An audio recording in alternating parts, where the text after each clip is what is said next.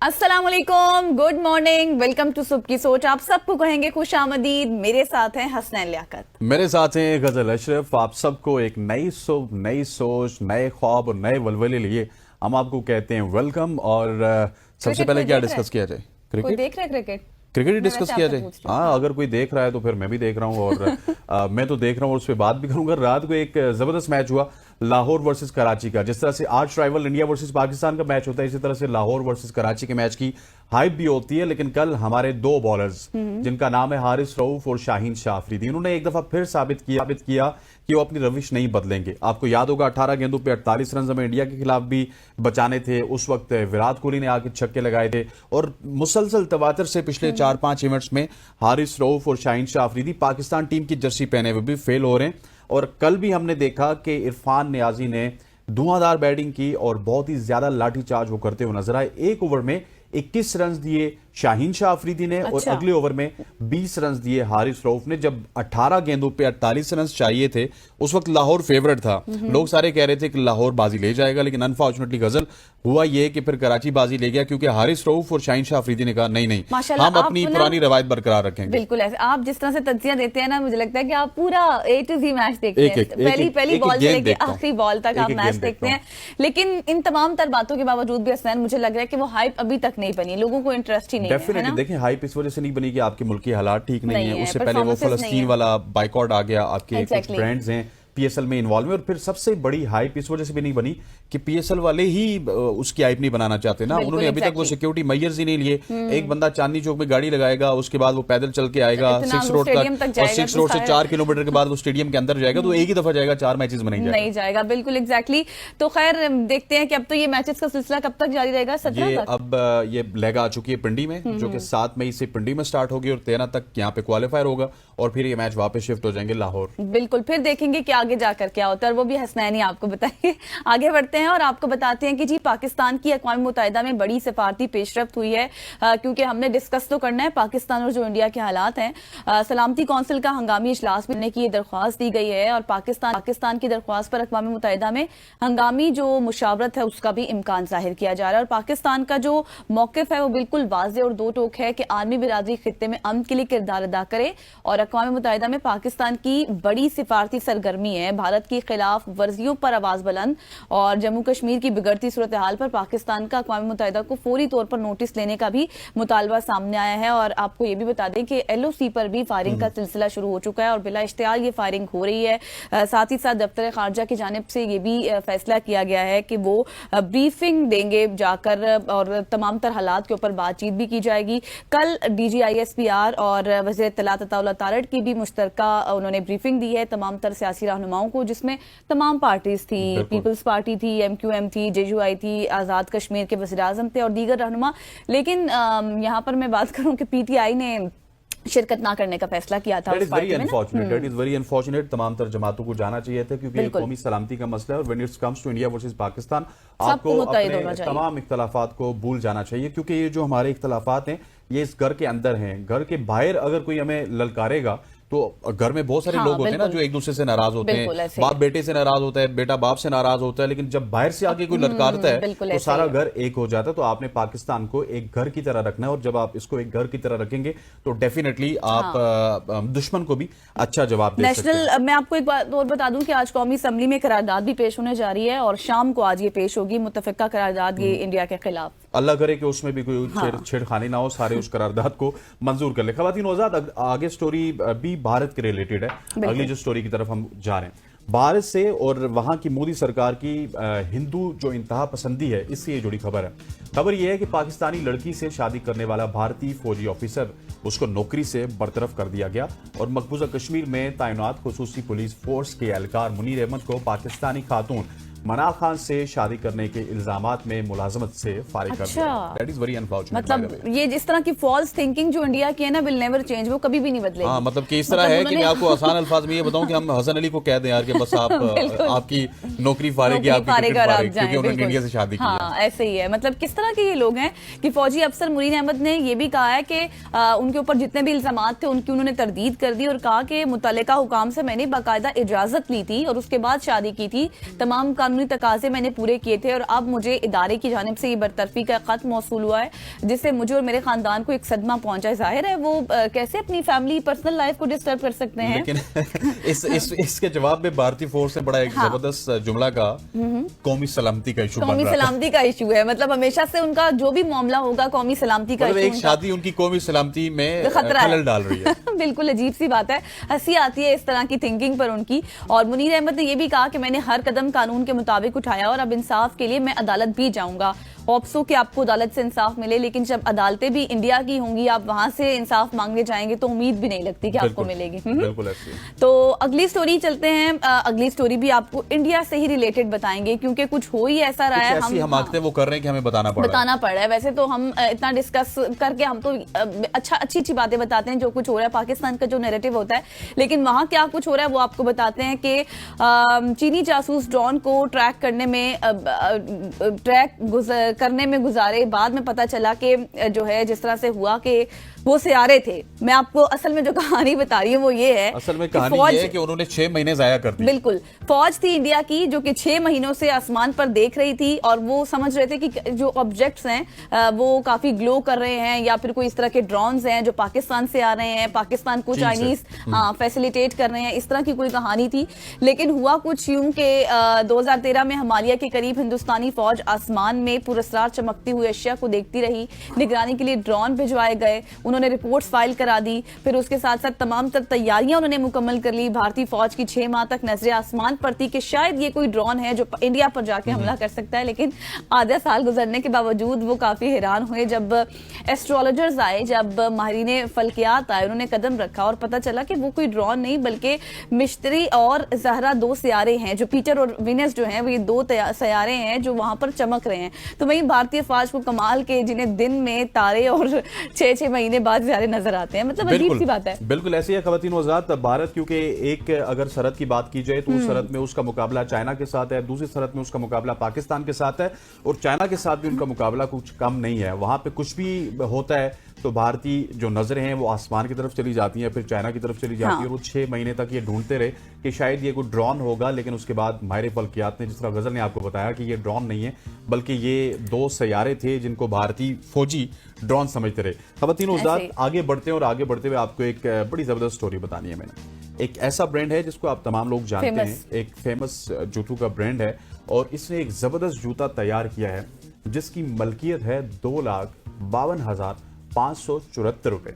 ये आप सोच रहे होंगे कि इसमें कौन सी ऐसी खबर है जो हसनैन और गजल हमें बता रहे होंगे, क्योंकि ये इतने महंगे जो जूते हैं ये ब्रांड बिल्कुल बनाता है, मगर इसमें स्पेशल बात क्या है, चले हम इसको बताते हैं आपको कि स्पेशल इसमें क्या होने वाला है। वैसे अगर मैं ये चाहता हूं कि गजल स्पेशलिटी इसकी आप बता दें कि क्या स्पेशल होने वाला है। बिल्कुल, मैं आपको इसकी स्पेशलिटी बताती हूँ कि वैसे तो आपका भी ताल्लुक स्पोर्ट्स से है, आप इस तरह के जूते खरीदते होंगे और आपको ज्यादा पता होता होगा, लेकिन इसकी खासियत ये है कि जूता आप जब पहनते हैं तो ये पहनने के साथ साथ आपके पाँव की मिसाज भी करता है, आपके पाँव के बिल्कुल आपको पाँव में इतना आराम मिलता है, मालिश होती है आपके पाँव की, जितना आप कहते हैं कि बस पता नहीं मुझे सुकून मिल गया। और ये जदीद जूते खिलाड़ियों के लिए बहुत ज्यादा फायदेमंद होते हैं। जैसे मैंने कहा कि मेरे साथ भी एक खिलाड़ी बैठे हुए हैं जो खिलाड़ियों को वार्म अप और पैरों में मजमूई तौर पर आराम करने में भी मदद फराहम करते हैं। तो इस जूते की खास बात यह है, इस जूते की पिक्चर्स आप इस वक्त स्क्रीन पर देख रहे होंगे, इसकी जो बैक जिस तरह से इन्होंने बनाई है कितनी देखने में भी लग रही है, कितनी कंफर्टेबल है। कि अगर किसी के पास 2,74,564 रुपए हैं तो वो इस जूते को जल्दी से खरीद ले, क्योंकि जल्दी से जब आप खरीदेंगे इसको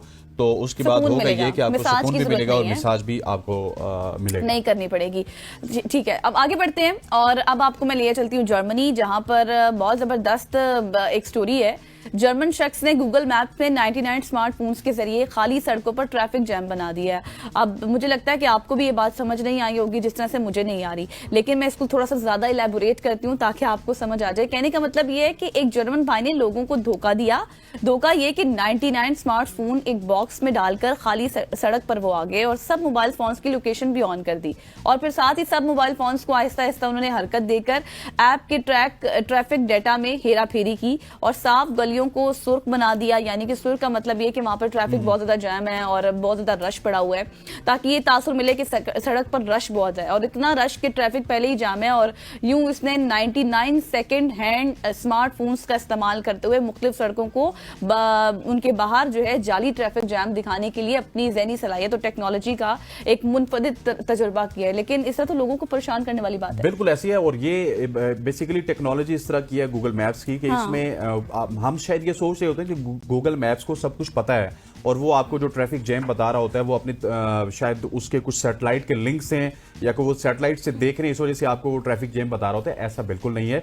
गूगल मैप्स जितने भी मोबाइल एक जगह पे स्टक होते हैं, आप किसी भी चौक चौराहे पे जाएंगे जहां पे मोबाइल होते हैं, वो मोबाइल्स को देख के कहता है कि यहाँ पे आके मोबाइल रुक गए, और वो उस लाइन को या तो रेड कर देता है, मोबाइल ऐसा ऐसा चलते हो तो उनको येलो कर देता है। सो इट्स ऑल अबाउट कि आप अगर अपना डाटा खोल के उस रोड पे जा रहे होंगे तो गूगल मैप वहां से ड्राइव करेगा, और इस शख्स ने इसी तरह से बेवकूफ बनाया। खवातीन व हज़रात, आगे बढ़ते हुए आपको बताते हैं मालदीव के सदर ने एक आलमी रिकॉर्ड बना दिया।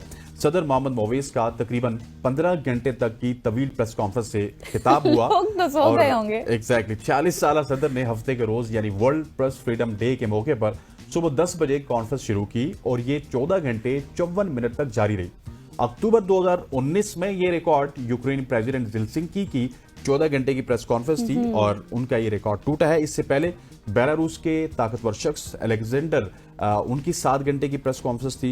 ये तीसरी बड़ी, उस वक्त दूसरी बड़ी थी, अब ये तीसरी बड़ी होगी। अब ये मालदीव के सदर ने 15 घंटे की प्रेस कॉन्फ्रेंस करके नया रिकॉर्ड कायम कर दिया और सबको पीछे छोड़ दिया। बिल्कुल सबको पीछे छोड़ दिया। और आपके जहनों में सवाल होगा कि 15 घंटे क्यों और इतना वक्त उन्होंने क्या डिस्कस किया होगा, तो वो भी आपको बता देते हैं कि आजादी सहाफत के आलमी दिन के मौका पर की जाने वाली ये प्रेस कॉन्फ्रेंस थी, जिसमें मालदीव के सदर मुसलसल सहाफियों के सवालों के जवाब देते रहे और मास्टर में प्रेस के अहम किरदार को भी तस्लीम किया और हकायक पर मबनी मुतवाज़न यानी कि बैलेंस जो सूरत हाल होती है उसकी गैर जानिबदाराना रिपोर्टिंग की अहमियत पर जोर दिया।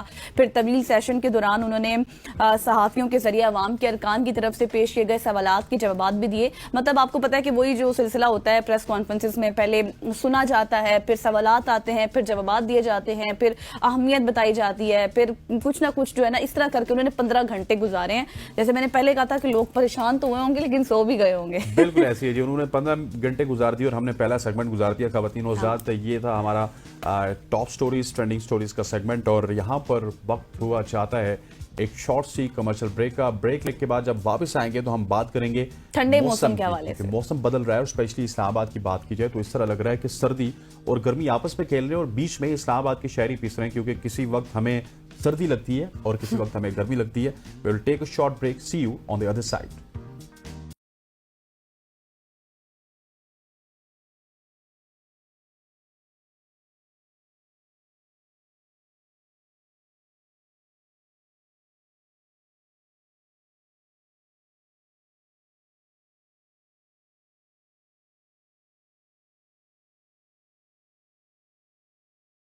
वेलकम बैक खवातीन व हज़रात। अब मौसम की सूरत हाल के हवाले से बात करेंगे जो कि यकसर तब्दील होते हुए नजर आ रही है। जिस तरह गुज़श्ता रोज इतवार की बात की जाए तो संडे बहुत ही अच्छा गुजरा, शहरियों को दफातर से भी छुट्टी थी और दिन के औकात में शहर के मुख्तलिफ इलाकों में खूब हल्की हल्की बारिश हुई और मौसम काफी हद तक खुशगवार हो गया। और यूं इतवार का रोज शहरियों ने खूबसूरत मौसम को खूब इंजॉय किया, मगर बाज़ औक़ात इसी शहर इस्लामाबाद में धूप की शिद्दत हद से ज्यादा हो जाती है और नाकाबिल बर्दाश्त भी हो जाती है। मौसम के इस बदलती सूरत हाल के हवाले से बात करेंगे और साथ मेरा ख्याल है कि गजल जो शख्सियत हमारे साथ मौजूद हैं उनसे सिर्फ इस्लामाबाद की नहीं बल्कि हम ओवरऑल पूरे मुल्क की भी बात कर सकते हैं, क्योंकि पूरे मुल्क का वेदर इस तरह का हुआ। एग्जैक्टली मेहर साहिबजाद साहब ने हमें ज्वाइन कर लिया है, डीजी मेट ऑफिस है। बहुत शुक्रिया सर आपके वक्त का। सबसे पहले तो जिस तरह से हसनैन ने कहा कि कभी धूप हमें नजर आती है, कभी एकदम से बारिश का मौसम बन जाता है, कभी इतनी ज्यादा यालाबारी होती है कि पता नहीं चलता कि गाड़ियों के शीशे टूट जाएंगे या घरों की खिड़कियां टूट जाएंगी। तो ये जो सूरत हाल पैदा हुई है, सबसे पहले तो ये बताएं कि बारिशों का ये जो सिलसिला है ये कब तक रहेगा? बारिशों का सिलसिला जो आंख मचौली के साथ चल रहा है कि जी आज बारिश होगी, धूप निकल आई, फिर रात को बादल बन गई, ये एक हफ्ता पूरा अभी आगे है। अच्छा। यानी पूरे पाकिस्तान में आप कह सकते हैं कि इसका असर होता रहेगा। जो हीट वेव की कैफियत बनी हुई थी वो कुछ दिन के लिए जरा कम ही रहेगी, यानी टेम्परेचर जाएंगे 40 से ऊपर सिंध के अंदरूनी सिंध में, लेकिन उनके जो इतना ज्यादा महसूस नहीं होंगे आपको। और ये इस जो मौसम बना हुआ है इसमें किसी वक्त आंधी भी आ सकती है। लाहौर में पिछले दिनों जो आंधी आई थी ये छुट्टी वाले दिन ही, तो उसकी स्पीड तकरीबन 139 किलोमीटर थी। उस दिन जो यानी रात के शाम के वक्त इस्लामाबाद में बिल्कुल एक अंधेरा सा छा गया था, उसमें उस आंधी में भी इस्लामाबाद में भी 119 किलोमीटर फी घंटा की रफ्तार से आंधी। तो ये सिलसिला चलता रहेगा, कहीं पे कम हवा, कहीं पे तेज हवा, और कभी धूप कभी गर्मी। और ये अभी तक हम इसको 11 तारीख तक लेके जाएंगे। 11 के बाद फिर देखें मौसम कुछ दिन साफ होगा, और उसके बाद फिर चूंकि जब गर्मी हो जाती है, मॉइस्चर आपके पास मौजूद है, तो फिर कोई ना कोई फिर दोबारा फिनोमेना हो जाता है। तो ये मई जो है वो इसी तरह चलता रहेगा इंशाल्लाह। लगता तो नहीं है, गर्म तो होगा टेम्परेचर, जब धूप निकलती है तो एकदम टेम्परेचर काफी ज्यादा भी हो जाते हैं। तो लेकिन ये कि मौसम अभी तक तो खुशगवार रहेगा। अच्छा डी साहब, मुझे ये भी बताइएगा कि ठीक है वेदर में ऊपर नीचे होता रहता है, बारिशें होती रहती हैं, कभी कभार गर्मी ज्यादा आती है, लेकिन वेदर प्रिडिक्शंस उस तरह से नहीं आ रही, क्योंकि तमाम तर लोग हैं वो आप लोगों से डाटा लेते हैं, जो भी वेबसाइट्स हैं, उसके बाद एकदम से हमें बता दिया जाता है कि बारिश एक्सपेक्टेड है। लेकिन अब बेसिकली हमें जब इंटरनेट की सहूलत इस्तेमाल करें तो वहां पे हमें धूप नजर आ रही होती है, दूसरी तरफ बारिश हो जाती है। इसकी क्या वजह है?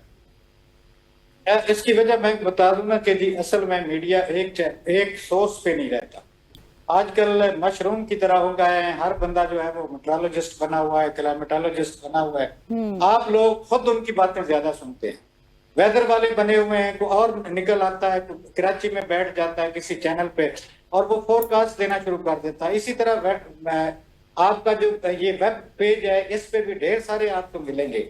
आप हमारे साथ लिंक पे रहा करें पाकिस्तान मेट्रोलॉजिकल डिपार्टमेंट के साथ, आपको हर चीज टाइमली मिलेगी और एक्यूरेट मिलेगी।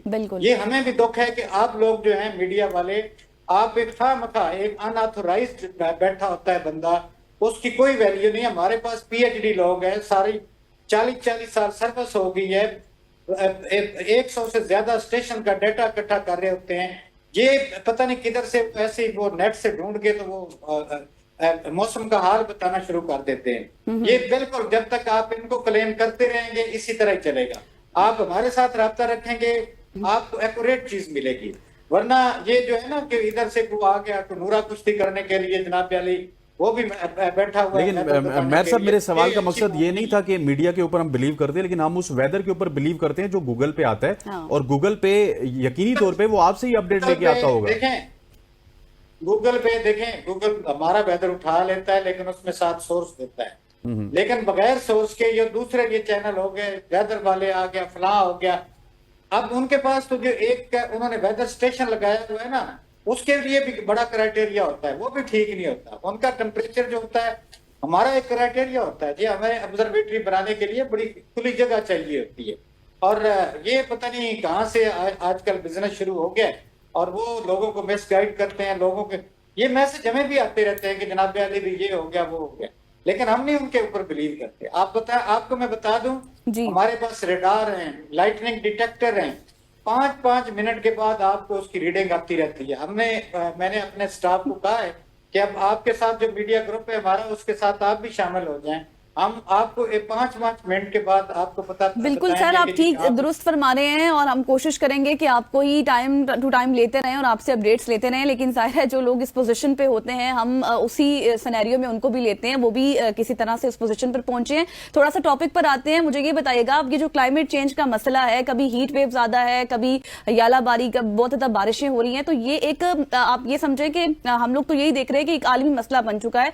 तो क्या स्ट्रेटेजीज होनी चाहिए, क्या स्टेप्स होने चाहिए कि कंट्री मिलकर इस पर काम कर सके तो इस क्लाइमेट चेंज के मसले को हल किया जा सके? क्या समझते हैं आप? देखें, क्लाइमेट चेंज मसला आज का नहीं शुरू हुआ, ये काफी अरसे से है, लेकिन इसमें मुख्तलिफ प्रोटोकॉल भी तैयार किए जाते हैं, मुख्तलिफ पूरी दुनिया के लेवल पर एडवाइजरीज भी बताई जाती हैं। जैसे 2015 में पेरिस प्रोटोकॉल हुआ था और उसमें एक बात तय की गई थी कि जी आपका टेम्परेचर जो है, overall temperature, global temperature 1.5 degree centigrade से नहीं बढ़ना चाहिए। आपने काफी कुछ करने होते हैं, जिन चीजें दरख्त लगाने हैं, अपना ये गाड़ियां जो है इनको किसी दूसरी साइड पे लेके जाना होता है, यानी ये जो धुआं एमिट करने वाली, ये पूरी दुनिया में ये फिनोमेनास चल रहे हैं। कई जगहों पे जैसे पोल पे बिजली बनाई जा रही है चाइना में, उसका इफेक्ट भी होता है। और ये क्लाइमेट चेंज है, ये ट्रांसबाउंडरी फिनोमेना है। ये नहीं है कि अगर देखा जाए तो पाकिस्तान का तो गैसेस एमिशन में इतना रोल ही नहीं है। 0.8% गैसेस एमिशन जो है वो पाकिस्तान में होती हैं, जो कि बहुत कम। बिल्कुल बिल्कुल ऐसी। अच्छा सर साहब, मुझे ये बताइएगा कि अगले हफ्ते की अगर बात की जाए तो मुल्क के किन इलाकों में आपको बारिश नजर आ रही है और किन इलाकों में शदीद तरीन गर्मी नजर आ रही है, क्योंकि हीट वेव भी साथ साथ चल रही है। जो है हीट वेव को हम नहीं करेंगे, क्योंकि हीट वेव का जो होता है वो टेम्परेचर कम से कम हमारे अंदरूनी सिंध के इलाकों में अगर टेम्परेचर 45 डिग्री सेंटीग्रेड से लगातार 5 या 6 दिन ऊपर जाएगा तो फिर हम कहेंगे कि हीट वेव है। लेकिन लगता ऐसे ही है कि वहां पे भी इतने टेम्परेचर नहीं होंगे, और दिन ब दिन में किसी न किसी दिन कोई ऐसी चीज फिनोमेना हो जाएगा। कल भी सिंध में काफी बारिश हुई है, अंदरूनी सिंध में कुछ इलाकों में अच्छी खासी बारिश हुई है। तो इसका असर भी अगले 3-4 दिन रहेगा कि टेम्परेचर इतने ज्यादा नहीं बढ़ेंगे। हीट वेव को हम कम करते हैं। बाकी जो वैसे वेदर है हमारे जितने भी शुमाली इलाके हैं, या चाहे पाकिस्तान के हैं, चाहे केपी के हैं, चाहे कश्मीर है, चाहे गिलगित बल्तिस्तान है, चाहे पंजाब है, इन इलाकों में अभी टेम्परेचर जो है वो 40 टच नहीं करेगा। मुझे लगता है ऐसा ही है कि किसी वक्त वहाँ बारिश फिर उम्मीद है कल या परसों फिर बारिश हो जाएगी, किसी जगह पे आंधी भी आ जाएगी। तो ये हीट वेव अभी मेरा ख्याल है जो मैंने दिन बताया है कि ये अगले 12 तारीख तक शायद ये हीट वेव का खदशा ना हो। सही हो गया। और सर, शहरियों को ये जो बदलते मौसम के असरात हैं, इससे बचाने के लिए क्या तदाबीर हैं, क्या एहतियाती तदाबीर आप लोग देते हैं? एहतियाती तदाबीर, अब खैर मैं आपको एक बात क्लियर कर दूं कि मौसम उस तरह सीवियर नहीं होगा जैसे उस दिन हुआ था। अच्छा। वो हमेशा आंधी जब भी सिस्टम स्टार्ट होता है तो उस वक्त आती है। उसके बाद जब सिस्टम में स्टेबिलिटी आ जाती है ना, फिर बेशक बारिश हो जाए हवा चले, वो इतना ज्यादा इफेक्ट नहीं करती। तो ये शुरू में जो चूंकि लो प्रेशर एरिया बड़ा डीप बना होता है तो वो विंड तेज हो जाती है। तो इसलिए आगे आने वाले दिनों में ठीक है एहतियात करें, कोई ऐसी बात नहीं है। यानी ये जो दीवारों का मजबूत दीवारें नहीं होती, उनके साथ सारा ना बने। दूसरे बिजली के खंबे जो है वो भी तकरीबन वो इतनी सस्टेनेबिलिटी के नहीं होते। तो वो हमारा वापडा के साथ भी MOU है, हम उनको भी बता देते हैं कि जी किस वक्त क्या होना है। तो तदाबीर तो हर एक का अपना जो है वो एक ठीक हो गया क्राइटेरिया होता है। सही, ठीक हो गया sir. Thank you so much for joining अस। ख़वातीन हज़रात, ये थी मौसम की सूरत हाल जो जिससे हम आपको आगा। ये बदलती सूरत हाल है, कभी यहाँ पे ठंड होती है, कभी गर्मी होती है, कभी सूरज होता है और कभी बारिश होती है। ख़वातीन हज़रात, यहाँ पे वक्त हो जाता है शॉर्ट सी कमर्शियल ब्रेक का। Stay with us.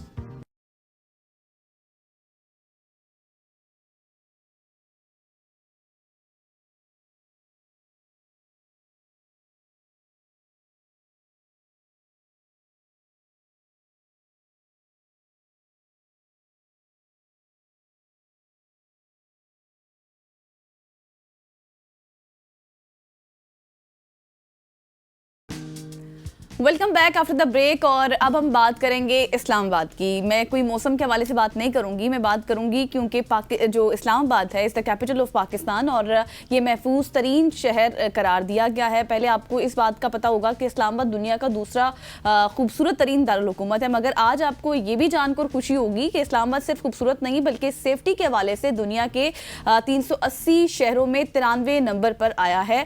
London, Paris और न्यूयॉर्क जैसे शहरों को भी इस्लामाबाद ने पीछे छोड़ दिया है। बिल्कुल ऐसे है, लेकिन कुछ सवाल भी पैदा होते हैं, आखिर वो कौन से अवामिल हैं जिन्होंने इस्लामाबाद को इस मकाम तक पहुंचाया। हाँ। और एक आम शहरी के लिए इस महफूज तरीन शहर में जिंदगी वाकई कितनी महफूज है, इन्हीं सवालात के जवाबात जानने की कोशिश करेंगे। आज हमारे साथ मौजूद हैं SSP ऑपरेशंस इस्लामाबाद शोएब खान साहब। शोएब भाई, thank you so much for joining us. Pleasure to have you on सुबह की सोच। सबसे पहले तो आपको बड़ी मुबारक हो, हम अच्छी खबर की बात कर रहे हैं जहाँ पे इस्लामाबाद एक महफूज तरीन शहर बन गया। इसकी वजूहात क्या हैं और क्या जो हालिया गवर्नमेंट है या फिर हालिया जो पुलिस डिपार्टमेंट है इसने कुछ किया, या फिर काफ़ी अरसे से ये चीज़ें चली आ रही थी और अब आके हमें रिजल्ट्स मिल रहे हैं? Bismillahirrahmanirrahim. Thank you so much for calling me.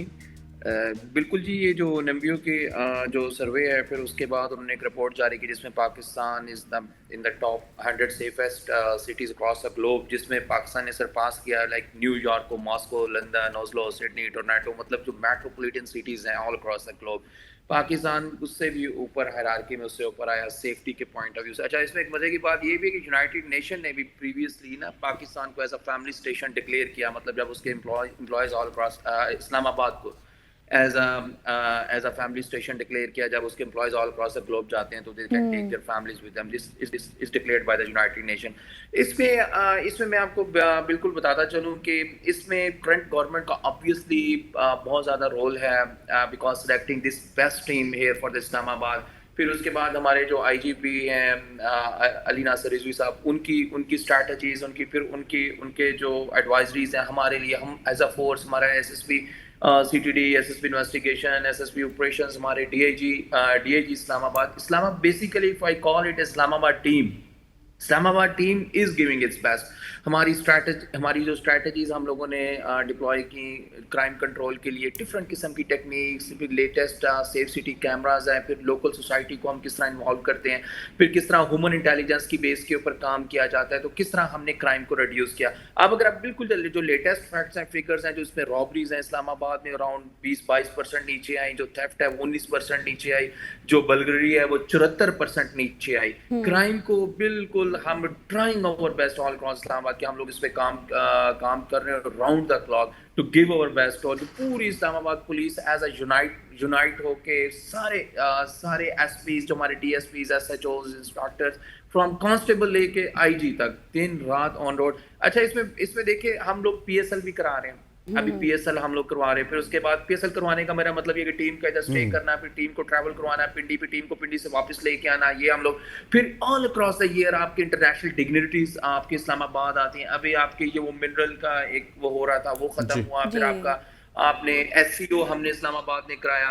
तो फिर हम जो ये सिक्योरिटी ड्यूटीज आ जाती हैं उसको भी साथ साथ पैरेलल हम लोग चला रहे होते हैं, हर लिहाज से, हर पॉइंट ऑफ व्यू से। फिर क्राइम को हम पैरेलल देख रहे होते हैं, फिर हमने कम्युनिटी पुलिसिंग को पैरेलल देख रहे होते हैं। फिर हाई जो इस्लामाबाद में केसेस आ जाते हैं, हाई, जिस तरह भी रिसेंटली वो बच्चे का अजलान का केस आता, हाई प्रोफाइल केसेस आ जाते हैं, वो एकदम हाई पकड़ते हैं। फिर पूरी टीम उसके ऊपर, मतलब as a united, I must not say कि इसका ये है IGP की लीडरशिप और उसकी कमांड के अंदर, हमारे जो IGP उनकी लीडरशिप और कमांड के अंदर टीम ने अपना जो बेस्ट है वो उसने टीम ने दिया है। और अल्हम्दुलिल्लाह, अल्लाह का शुक्र है। अच्छा शुएब साहब, बिल्कुल आपने दुरुस्त कहा कि ये एहसास की बात है हमारे लिए, आपके लिए, तमाम शहरियों के लिए जो इस्लामाबाद में रहते हैं, और क्रेडिट भी आप लोगों को जाता है, मौजूदा गवर्नमेंट को जाता है। लेकिन हम क्राइम के हवाले से अगर थोड़ी सी बात करें तो क्राइम भी कंट्रोल हुआ है किसी हद तक, हमने देखा है। क्योंकि एक टाइम था जब हम देख रहे थे कि इस्लामाबाद जैसे सेफ सिटी में क्राइम भी बहुत ज़्यादा बढ़ गया था। अब गालिबन आपकी कोई कैंपेन भी शुरू हुई है इस हवाले से?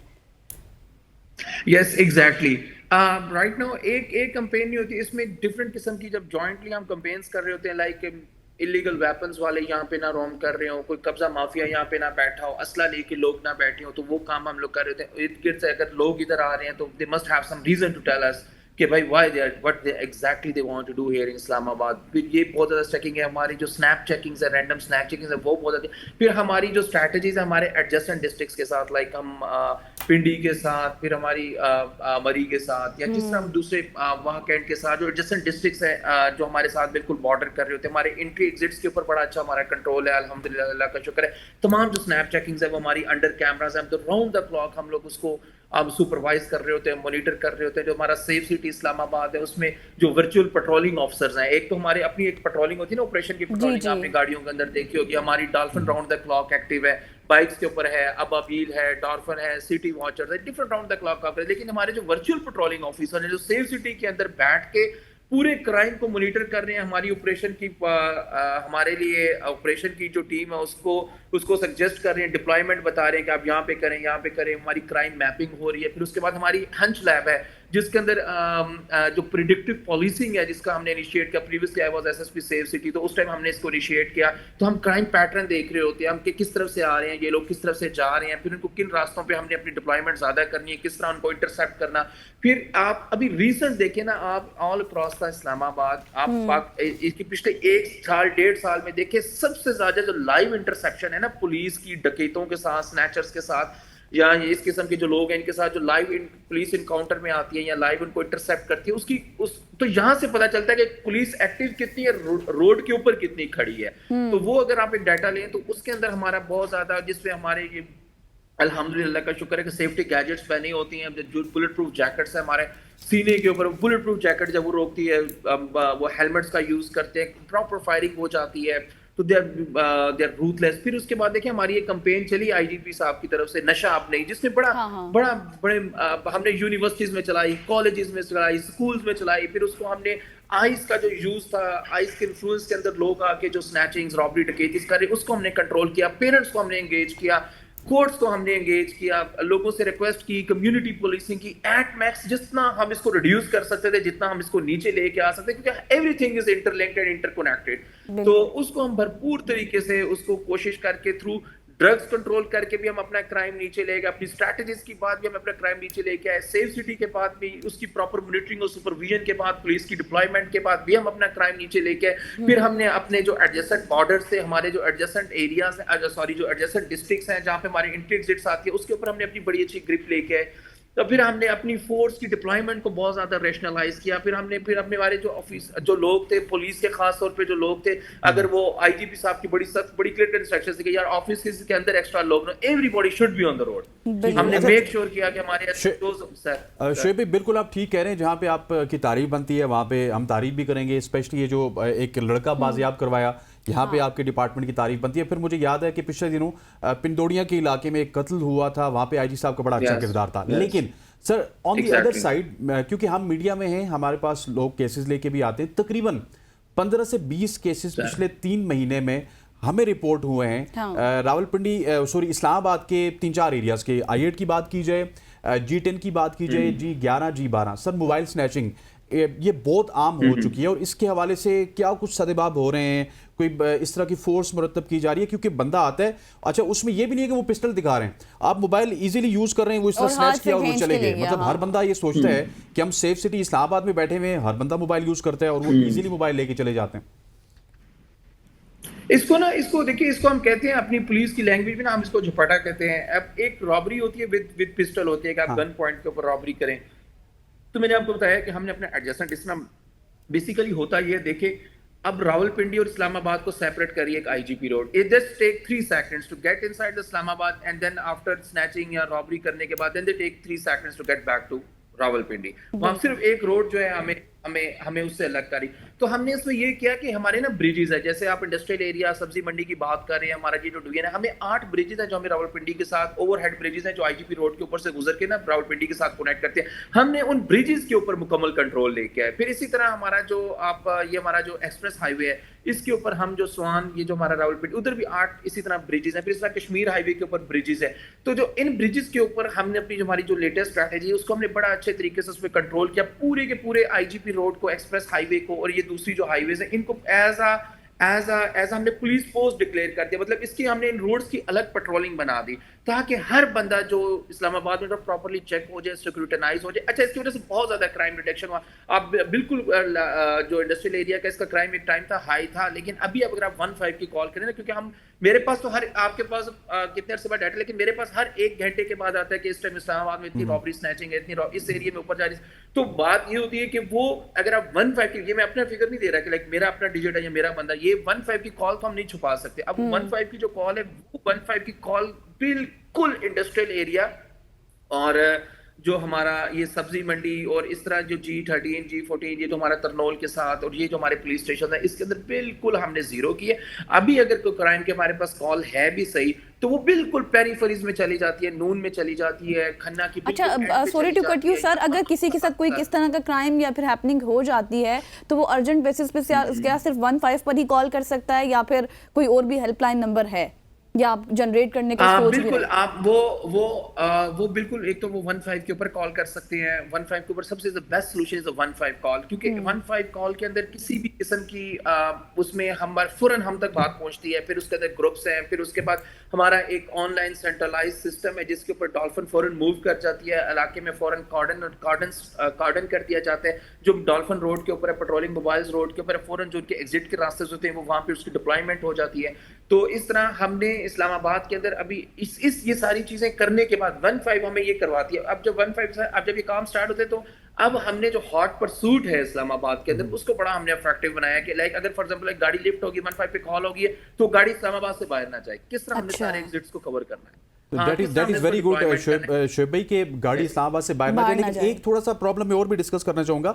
बहुत सारे लोग ये शिकायत कर रहे हैं कि क्योंकि आपने जो 9 मई के वाकयात में और आगे पीछे जो इस्लामाबाद में वाकयात हुए ना, उसमें जियो फेंसिंग करके बहुत सारे जो मुलजिमान थे या मुजरिमान थे उनको इस्लामाबाद पुलिस ने भी गिरफ्तार किया। लेकिन जो स्नैचिंग के मामलात हैं, चाहे गाड़ी के हों या फिर मोबाइल के हों, वहां पे पुलिस उस तरह से जियो फेंसिंग को हाथ नहीं लगाती। ऑल्दो वी नो कि वो एक डिफिकल्ट है, काफी ज्यादा उसके ऊपर काम लगता है, लेकिन क्या आप समझते नहीं कि जियो फेंसिंग करनी चाहिए? ये 4, 5, 10 लोगों का ग्रो होता है।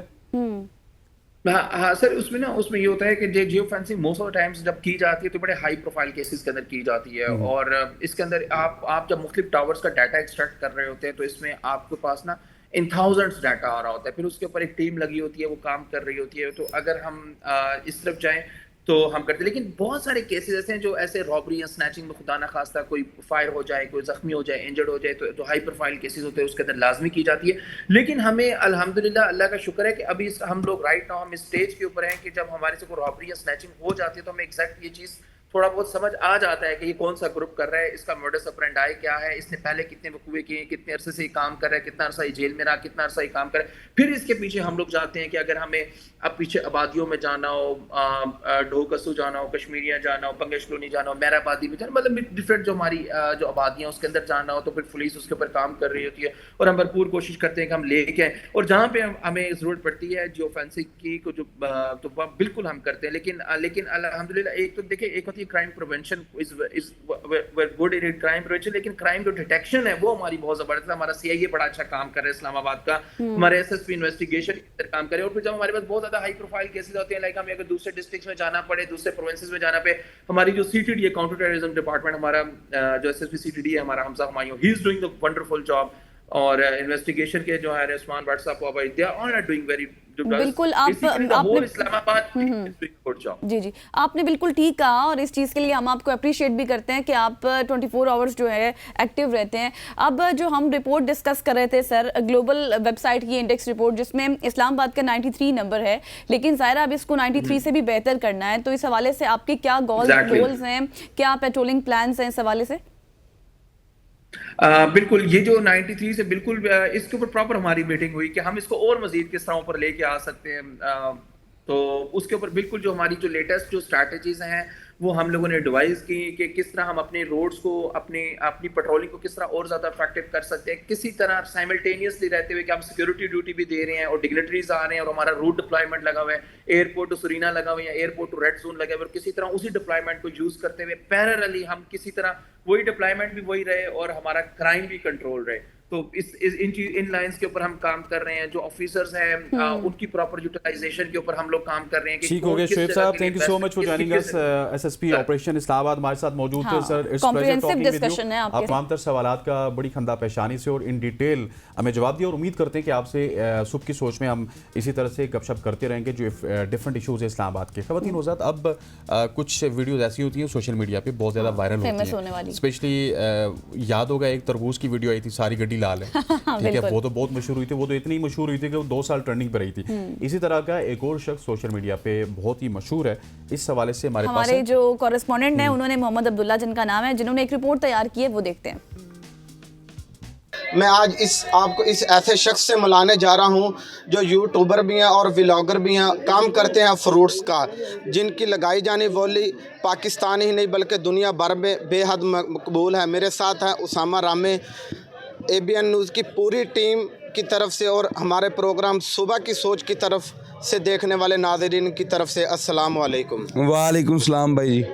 उसामा भाई, सबसे पहले तो आप ये बताइएगा, आप कितने अरसे से ये फ्रूट्स का कारोबार कर रहे हैं? मेरे दादा जी करते सी, मेरे वाला जी सारी ज़िंदगी करते आए हैं, हुण गां असीं कर रहे हैं, साडे बच्चे भी करनगे। मैनू ज़ाती तौर पर 6 साल हो गए थे स्टडी छड़ के आए। आप बड़ी ज़िम्मेदारी से कहते हैं ये लाल ना हो तब भी मेरा, मीठा ना हो तब भी मेरा, इसके पीछे क्या राज है, हमारे नाज़रीन जानना चाहते हैं। मेहनत ਮੇਰੇ ਵਪਾਰੀਆਂ ਦੀ ਮਿਹਨਤ, ਸਾਡੇ ਜਿਹੜੇ ਵਪਾਰੀ ਆ ਉਹ ਪੁਰਾਣੇ ਤਜਰਬਾਕਾਰ ਆ ਔਰ ਅਲਹਮਦੁਲਿਲਾ ਮਿਹਨਤ ਕਰਦੇ ਆ। ਅੱਲਾਹ ਤਾਲਾ ਰੰਗ ਲਾਉਂਦੇ ਆ ਮਿਹਨਤ ਨੂੰ, ਮਿਹਨਤ ਦਾ ਫਲ ਮਿਲਦਾ ਹੁੰਦਾ। ਕਹਿੰਦੇ ਨਹੀਂ ਮਿਹਨਤ ਦਾ ਫਲ ਮਿੱਠਾ ਹੁੰਦਾ, ਉਸ ਲਿਹਾਜ਼ ਨਾਲ ਮੈਂ ਕਹਿੰਦਾ ਜਿੱਦਾਂ ਮਰਜ਼ੀ ਕੱਟ ਲਓ ਮਿੱਠਾ ਹੈਗਾ। ਮਿਹਨਤ ਕੀਤੀ ਇਹਦੇ ਤੇ, ਸਾਰਾ ਇਹਦੇ ਤੇ ਖਰਚਾ ਕੀਤਾ, ਸੋਹਣੇ ਤਰੀਕੇ ਨਾਲ ਇਹਨੂੰ ਦਿਨ ਰਾਤ ਇਹਦੀ ਦੇਖਭਾਲ ਕੀਤੀ ਆ। अच्छा उसामा भाई, आप ये भी बताइएगा, ये आपकी तरबूज की काश्त है वो आप खुद करते हैं और पाकिस्तान के किन किन शहरों में आपका तरबूज जाता है? ਪੂਰੇ ਪਾਕਿਸਤਾਨ ਦੇ ਵਿੱਚ ਅਲਹਮਦੁਲਿਲਾ ਤਰਬੂਜ ਸੇਲ ਕਰਦੇ ਆ ਬਾਈ ਜੀ। ਪੂਰੇ ਪਾਕਿਸਤਾਨ ਦੇ ਵਿੱਚ ਜ਼ਿਮੀਂਦਾਰਾ ਜਿਹੜਾ ਹੈਗਾ ਤਲਕਾਤ ਆਪਣੇ ਵਾਲਦ ਸਾਹਿਬ ਦੇ, ਮੇਰੇ ਦਾਦਾ ਜੀ ਦੇ, ਗਾਂ ਸਾਡੇ ਵੀ ਬਣ ਗਏ ਅਲਹਮਦੁਲਿਲਾ।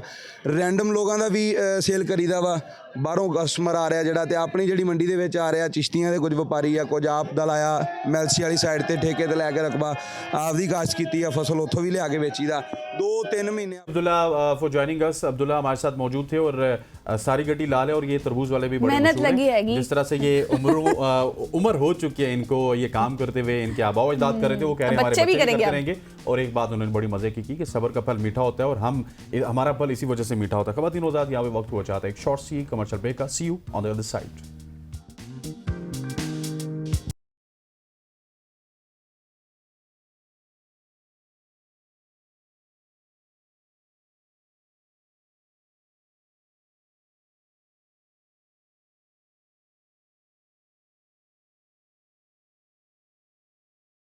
Welcome back after the break. और अब हम ऐसे शख्स की बात करेंगे अपने बच्चों के इलाज की गर्ज से जो भारत गया, और भारत जाने के बाद उनके साथ ये जो कशीदगी हुई है ना, पाक इंडिया जो हमने देखा है कि जो कॉन्फ्लिक्ट जारी है, फिर जिस तरह से जंग की फ़ज़ा कायम हो गई, तो बहुत ज़्यादा वो मुतासर हो गए। और जिनका ताल्लुक हैदराबाद से है, जब वो वहाँ गए अपने बच्चों के इलाज के लिए, क्योंकि उनके दोनों बच्चे जो हैं वो दिल के मर्ज़ में मुब्तला हैं, और जब उनको इंडिया भेजा गया कि वहाँ जाकर आप अपना इलाज कराएं, तो इस कशीदगी के बाद उनको वापस पाकिस्तान मुंतकिल कर दिया गया। और वहाँ पर इलाज उनका जारी था, नहीं जारी था, क्या कुछ हुआ उनके साथ, क्या कुछ नहीं हुआ, अब उनका इलाज कौन करा रहा है, कितना गवर्नमेंट उनको सपोर्ट कर रही है, ये तमाम तर बातें आज हम उन्हीं की ज़बानी सुनेंगे। बिल्कुल ऐसे ही हमारे साथ मौजूद हैं शाहिद अली, जो कि मुतासरा बच्चों के वालिद हैं। शाहिद साहब, thank you so much for joining अस। सबसे पहले तो हमें बताइएगा कि दिल की बीमारी की अगर बात की जाए तो वो तो पाकिस्तान में उसका क्योर है, इलाज है। आपके बच्चों में एग्जैक्टली कौन सी बीमारी थी, और जब आप इंडिया गए तो ये जाने का फैसला कैसा हुआ, और फिर वहां से जब आपको वापस भेजा गया तो कोई किस तरह का सलूक किया गया आपसे?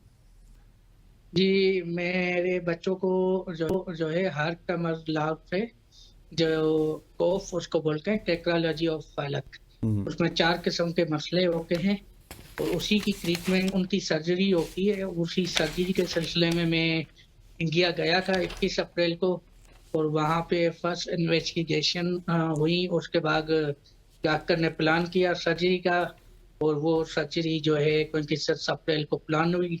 लेकिन जब ये पहलगाम वाक़या हुआ तो इंडियन वीज़ा जितने भी थे वो कैंसिल हो गए, और जो हॉस्पिटल इंतज़ामिया है उन्होंने कोशिश की कि हमारा मेडिकल वीज़ा को रिक्वेस्ट की, अपील की। मैंने खुद बज़ात अपील की, लेकिन गवर्नमेंट ने अपील नहीं मानी और उन्होंने हमें अहकाम किए कि आप इंडिया छोड़ दें। सही हो गया। अच्छा शाहिद साहब, ये बताएं कि पाकिस्तान से इंडिया जाने का आपका अपना था, क्योंकि जिस तरह हसनैन ने भी कहा ना कि यहाँ पर तो इलाज मौजूद है, तो ऐसी क्या सूरत हाल पैदा हुई कि आपको सिर्फ इंडिया ही जाना पड़ा, पाकिस्तान में वो इलाज नहीं हो सकता था? जी, तकरीबन 9 साल का मेरा बच्चा है अब्दुल्ला, और 7 साल की मेरी बेटी है। दोनों को तकरीबन में इतने ही अरसे से पैदाइशी ये मर्ज लाहक है। तो मैं पूरे पाकिस्तान में मैंने उनकी ट्रीटमेंट के लिए विजिट किए। डॉक्टर ने, किसी डॉक्टर ने हामी नहीं भरी इनकी सर्जरी के लिए। तो एक आध डॉक्टर ने मुझे वो रिकमेंडेशन लेकर भी है। मेरे पास डॉक्टर शाजिया आगा खान में होती है, उन्होंने मुझे रेफर भी किया डॉक्टर राजेश शर्मा इंडिया के पास। और मैं बता के खुद भी, मैं जब डॉक्टरों ने बोला कि इसका कुछ नहीं हो सकता, तो मैंने खुद भी ट्राई की। ठीक है, मुझे ये भी बताइएगा प्रिसाइसली कि जिस हॉस्पिटल में आप थे वहां पे कोई और पाकिस्तानी भी था, और अगर आपको उन्होंने वापस भेजा, इंडियन हुक्काम की बात कर रहा हूँ, तो क्या कह के वापस भेजा कि आप वापस चले जाइए? जी, मुझे जिस हॉस्पिटल में मैं का, वहाँ पे कोई भी पाकिस्तानी नहीं का। हाँ, अलबत्ता मुझे ये जरूर सुनाई दिया कि कहीं और भी जो है पाकिस्तानी अच्छा शाह, ये बताएं कि ठीक है, सही जो आप कह रहे हैं ठीक है, ये बताएं कि वहाँ का इलाज, वहाँ का ट्रीटमेंट कितना डिफरेंस था उसका पाकिस्तान से रिलेटेड, और क्या जो आपने वहाँ पर इलाज जितना भी बच्चों का हुआ है उसका तजुर्बा आपका कितना अच्छा रहा है वहाँ इंडिया का? जी जाहिर सी बात है, इंडिया का जो इलाज है वो एज कम्पेयर टू पाकिस्तान, आप ऐसे नहीं को नहीं बोल सकते कि पाकिस्तान के मुकाबले में है। वो पाकिस्तान के एडवांस है और वहाँ पे ट्रीटमेंट भी अच्छी है। मुझे वहाँ से हॉस्पिटल इंतजामिया और डॉक्टर से कोई गिला नहीं। उन्होंने बिल्कुल कोशिश की और अभी तक वो कोशिश कर रहे हैं कि वो किसी और कंट्री में मेरा कर सकें। अच्छा। हाँ, अलबत्ता पॉलिटिकल गवर्नमेंट है, उन्होंने मेरे साथ ज्यादती की, उस पर मैं बिल्कुल खफा हूँ। बाकी हॉस्पिटल में बिल्कुल मेरे साथ अच्छा रवैया किया गया और उन्होंने डॉक्टर ने utmost कोशिश की कि मेरी ट्रीटमेंट मेरी साथ इट्स वेरी बच्चों गुड की हो शाहिद साहब, जाए। अब पाकिस्तान में आ चुके हैं। पाकिस्तान में भी हुकूमती जो नुमाइंदे हैं उन्होंने आपसे रब्ता करके आपको इलाज की यकीन दहानी भी करवाई। अब बताइएगा कि यहाँ पे किस तरह का इलाज चल रहा है और किस किस ने आपको यकीन दहानी करवाई थी? जी, इलाज के हवाले के जो उन्होंने सहूलियात हैं वो को बिल्कुल जो उनकी बेस्ट पॉसिबल हैं वो कर रहे हैं। लेकिन एज यूजुअल जब 9 साल से ये ट्रीटमेंट में इस हॉस्पिटल में भी आया था, उस टाइम पे ये टीम नहीं की। लेकिन अभी जो टीम है उन्होंने कहा है कि हम ये सर्जरी करेंगे। और दूसरी बात ये कि अभी जाहिर सी बात है वो अगर जितनी कॉम्प्लिकेशन बता रहे हैं हम्म। वो बाहर जो है एडवांस है थोड़ी टेक्नोलॉजी। तो मेरी हुकूमत से यही अपील है कि मैं अभी भी जो है अगर हो सके तो मेरा बाहर इलाज करवाया गया है, यूके, अमेरिका में, यूएसए में। लेकिन यहाँ पे भी ये लोग बेस्ट पॉसिबल कोशिश कर रहे हैं कि अच्छी तरह ट्रीटमेंट हो रहा है। और ये लॉन्ग टर्म ट्रीटमेंट यहाँ पे मुझे स्टेज बेस्ड मल्टीपल स्टेजेस के सही हो लिए गया, ऑफर जिस तरह की से आप गई है। कह रहे हैं कि बेस्ट पॉसिबिलिटीज देख रहे हैं। अभी आप जिस अस्पताल में बच्चे आपके ज़ेरे इलाज हैं, वहाँ के अमले की तैयारियों से, उनकी कॉपरेशन से आप कितना मुतमईन हैं, और बच्चों की रिकवरी के हवाले से डॉक्टर्स की क्या हिदायत हैं?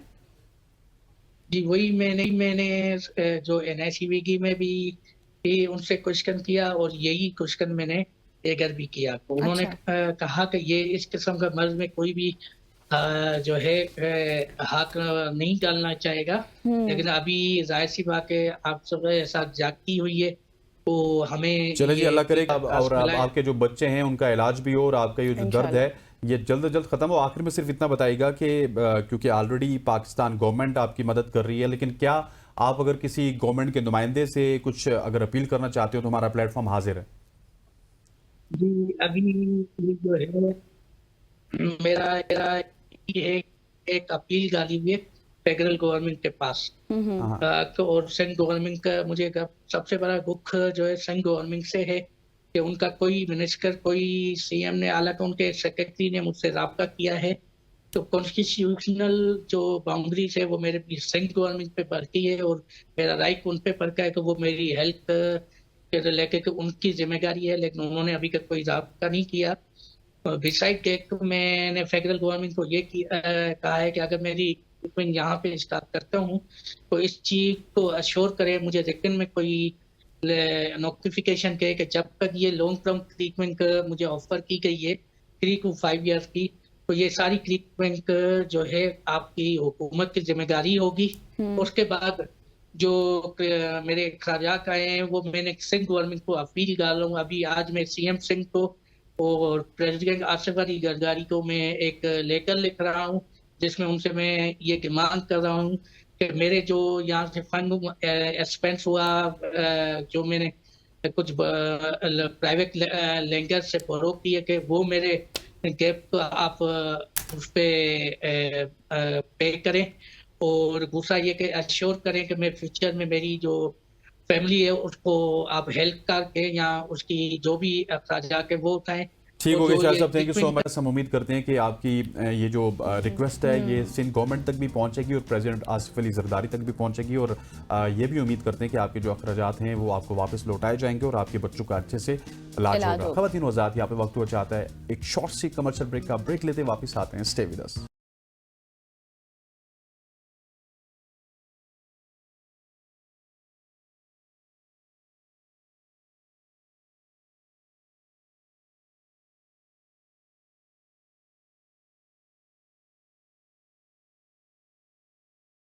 वेलकम बैक वतीन ओजाद। अब हमारे साथ एक बहुत ही टैलेंटेड और बहुत ही प्यारा सा बच्चा मौजूद है जो अपने जबरदस्त वीडियो से सोशल मीडिया पर छा चुका है और इसने सिर्फ 5 महीने में इंस्टाग्राम पर 3.5 लाख फॉलोअर्स बनाए।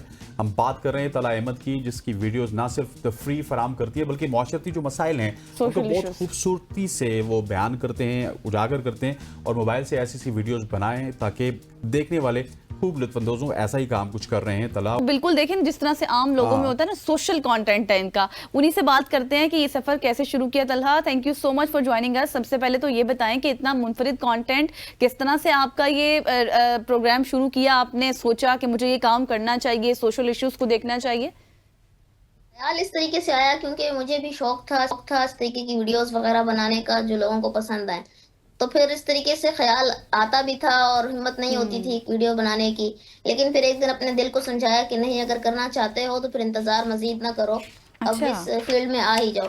तो फिर अल्लाह के हुक्म से अल्लाह ताला की ने तौफीक दी। तो ये तो बहुत अच्छी बात है, आप मशहूर भी हो गए। लेकिन ये कि देखने वाले लोग ये सुनना भी चाहते हैं कि बहुत सारे लोग हैं जो सोशल मीडिया पे 10 साल गुजार देते हैं लेकिन उनको इतने फॉलोअर्स नहीं मिलते, इतने व्यूज नहीं मिलते।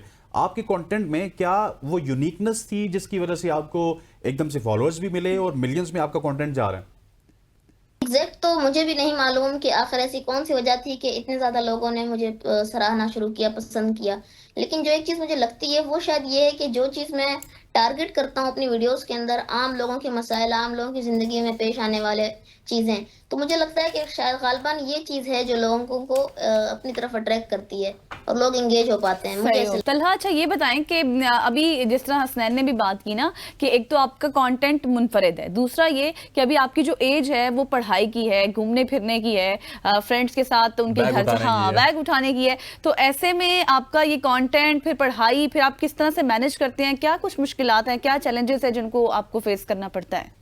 मुझे मुश्किलात फेस करनी पड़ती हैं वो ये होती है कि जब मैं वीडियोस बनाने लगता हूँ कभी कभी ऐसे होता है कि एक दफा में वीडियो नहीं बन पाती, कभी कोई ऑडियो इफेक्ट आ जाता है, कभी कोई रिकॉर्डिंग नहीं सही हो पाती।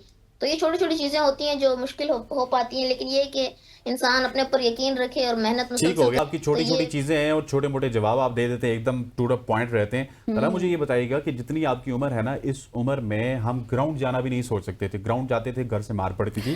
अब आप कंटेंट बना रहे हैं जिसको मतलब मिलियंस ऑफ लोग देखते हैं और आपके लाखों फॉलोअर्स भी माशाल्लाह आपकी है। Exactly. So my question is कि घर से कभी डांट पड़ती है कि क्या काम कर रहे हो तला, इनको छोड़ो और पढ़ाई की तरफ तवज्जो दो, पढ़ोगे, लिखोगे, बनोगे नवाब, खेलोगे, कूदोगे, कंटेंट बढ़ाओगे तो होगे खराब। ये पुराना जुमला है, वैसे अब तो कंटेंट वाले और खेलने वाले ज्यादा पैसे कमा रहे हैं। बिल्कुल इस तरीके से नहीं हुआ क्योंकि मैंने इसके साथ साथ अपनी पढ़ाई को भी जारी रखा था। ये नहीं था कि उसे पसे पुष्ट डाल दिया हो। लेकिन ये कि फिर घर वालों की तरफ से पहले भी सपोर्ट थी, अभी भी सपोर्ट है और इस तरीके की कभी कोई बात नहीं है कि उन्होंने कहा। ये अच्छी बात है कि आपको घर वालों की भी सपोर्ट है, क्योंकि बहुत से ऐसे मास्टर में लोग हैं जिनको अभी तक सपोर्ट भी नहीं होती। मुझे ये बताएं तलहा कि आपको फर्स्ट टाइम कब लगा कि आपका कंटेंट इतना ज़्यादा इंटरेस्टिंग है तो वायरल हो रहा है, या फिर आपने सोचा था कि आप इतने ज़्यादा वायरल हो जाएंगे माशाल्लाह? और फिर आपकी कैसी फीडबैक थी घर वालों की और तमाम दोस्तों की भी? जो मुझे अंदाजा हुआ था कि मैं अब मेरी वीडियोस वायरल हो गई हैं, वो तो ऐसा हुआ था कि एक दिन मैं वीडियो लगा के सो गया था। फिर जब मैं अगले दिन उठा तो मुझे घर वालों ने बताया कि तुम्हारी तो वीडियो पे इतने व्यूज आ गए, वरना उससे पहले वो भी इतना कोई खास उन्होंने फॉलो नहीं करके रखा हुआ था। फिर जब उन्होंने देखा कि इसके इतने अच्छे खासे लोगों ने पसंद किया है, सराहा है, तो उन्होंने मुझे बताया कि तो मुझे बहुत खुशी हुई। और फिर जो ये बात है कि मुझे अब कब लगा कि मैं मशहूर हो गया हूँ और लोगों ने पहचानना शुरू कर दिया, वो इस तरीके से हुआ था कि एक दिन मैं बाहर गया था अपने भाई वगैरह के साथ ना, दोस्त के साथ, तो बाहर लोगों ने चाय के होटल पे मुझे पहचानना शुरू कर दिया था और दूसरे दोस्तों से कहना शुरू कर दिया कि ये तो वही तलहा अहमद है जो वीडियोस वगैरह बनाते हैं। शुरू में तलहा इसकी फीलिंग्स ही अलग होती है, लोग बाहर पहचानते हैं, स्टार्ट में बहुत अलग फीलिंग होती है, लेकिन जब आपको लोग बहुत ज्यादा पहचानना स्टार्ट कर देते हैं तो उसके बाद आप फेडअप भी होना स्टार्ट हो जाते हैं, डिस्टर्ब भी होना स्टार्ट हो जाते हैं और आप कहते हैं यार कि मैं फिर अपनी लाइफ नहीं जी सकता। लेकिन आपकी उम्र में आप इंजॉय कीजिए, बच्चे हैं आप। अच्छा तला, अब सवाल मेरा ये है कि आपके गोल्स क्या हैं, क्या आप फ्यूचर में करना चाहते हैं? और इससे पहले देखिए, जो भी कंटेंट बनाता है गजल, वो अपने नीश को जानने की कोशिश करता है, बहुत सारे लोगों को फॉलो करता है। आपने भी किसी को फॉलो किया? कौन सा आपका फेवरेट कंटेंट क्रिएटर था जिसको फॉलो करके आप इस फील्ड में आए? तो मैं मेरे जहन में ये है कि फिलहाल तो मुझे अपनी इस टॉपिक को, या जो फील्ड मैंने सेलेक्ट की है, इसी को लेके आगे कंटिन्यू करना है। लेकिन मुस्तकबिल में अगर मजीद कुछ बेहतर करने के या मजीद मौके मिले तो उसके अंदर भी मैं अपनी परफॉर्मेंस बिल्कुल देने की पूरी कोशिश करूंगा।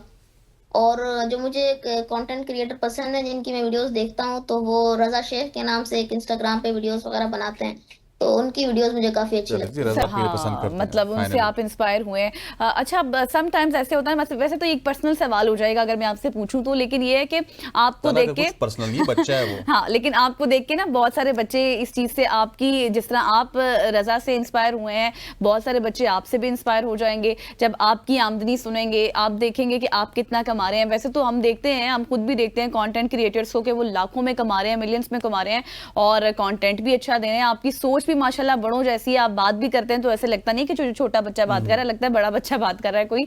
तो कितना आप इस वक्त अर्न कर रहे हैं, कितनी आपकी कमाई है, हमें थोड़ा सा बताएं। वैसे मैं एक बार फिर से कहूंगी, थोड़ा पर्सनल सवाल है। इनके लिए ज्यादा पर्सनल होता है वैसे।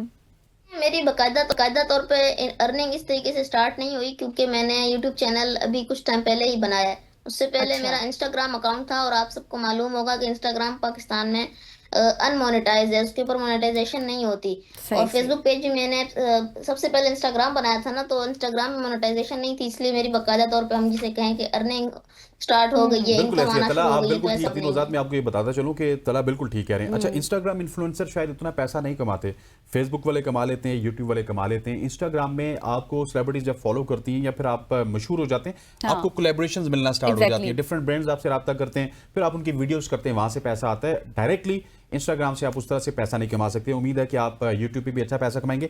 आखिर में मैं एक सवाल करूंगा, ये बड़ा जबरदस्त सवाल है। पहले तो इन्होंने पूछ लिया सेल्फीज के हवाले से, अब आप बाहर जाते हैं, लोग आपको मिलते हैं, सेल्फीज आप बनाते हैं, खुश भी आप तो होते होंगे, लेकिन पेरेंट्स जो कि आपको डांटते भी नहीं है, तो अब बाहर जब जाते हैं तो खुश होते हैं कि हमारा बेटा इतना मशहूर हो चुका है, उससे आगे हर लोग कोई selfies selfie ले लेते रहा है, हैं। please sir, इतनी छोटी please। सी उम्र है आपकी, तो पेरेंट्स के लिए भी बड़ी खुशी के माहौल होगा। मेरे घर वाले भी बहुत अच्छा फील करते हैं, क्योंकि उन्हें खुशी होती है कि हमारा बेटा तरक्की कर रहा है, लोग इसे पसंद कर रहे हैं, इसके काम को तारीफ की जा रही है इसके काम की। और ये बहसियत मुझे मेरे अपने लिए भी ये एक खुशी का बायस होती है कि मैं जब बाहर जाऊं, लोग मुझे पहचाने और कहें कि आप अच्छा काम कर रहे हैं, आपने इसको कंटिन्यू करना है, और फिर ये एक अच्छा एहसास होता है। या ये एक अच्छा एहसास होता है। Thank you so much Talha, आप अपना वक्त दिया, आपका मसरूफ वक्त हमने लिया और आपने हमें दिया और बताया कि किस तरह से आप अपनी पढ़ाई को मैनेज करते हैं, किस तरह से आप घर को मैनेज करते हैं। ज़ाहिर है घर वालों के साथ भी बच्चे टाइम स्पेंड तो करते ही है ना। बिल्कुल ऐसी है। और तला मेरा ख्याल है कि ये मिसाल है उन तमाम कंटेंट क्रिएटर्स के लिए जो डिफरेंट प्लेटफॉर्म्स पे कंटेंट क्रिएट करते हैं, कि अगर आपका कंटेंट अच्छा है तो it will take only months, आप महीनों में ऊपर जा सकते हैं और महीनों में जाके आप अपनी शनाख्त भी बना सकते हैं, मशहूर भी हो अच्छा, सकते हैं। मुझे लोग ना आपको तलहा follow की भी एक कर बात सकते हैं। अच्छी लगी शुरू में जब उन्होंने कहा कि मेरे जो कंटेंट का मेन थीम है वो ये है कि मैं देखता हूँ जो सोशल इश्यूज होते हैं। Exactly। और जब हमने रील्स उनकी देखी वो बिल्कुल दर्जी वाला रेलिवेंट थी, issue। दर्जी वाली ऐसे ही होता है रमजान में तो बिल्कुल। सबसे बड़ा इशू यही हाँ, होता है कि सबसे बड़ा दर्जी कपड़े issue। नहीं लेता आपसे। बिल्कुल। और उसके अलावा भी मतलब जो खवातीन के साथ हो रहा होता है घर में, या फिर जो लड़ाई झगड़ा चल रहा होता है, या फिर जो भी मसाइल होते हैं उनसे रिलेटेड उनकी रील्स होती हैं, और यकीनी तौर पर आप लोग तो देखते ही होंगे, है ना। बिल्कुल ऐसी है गजल। और हम उम्मीद करते हैं कि आप तमाम लोग अब तला को देखेंगे भी, फॉलो भी करेंगे जो नहीं कर रहे, क्योंकि इनका कंटेंट बहुत ही मुनफरिद होता है और एक छोटा सा बच्चा ऑलरेडी उसके लाखों फॉलोअर्स हैं। यहाँ पे वक्त वो चाहता है एक शॉर्ट सी कमर्शियल ब्रेक का। See you on the other side.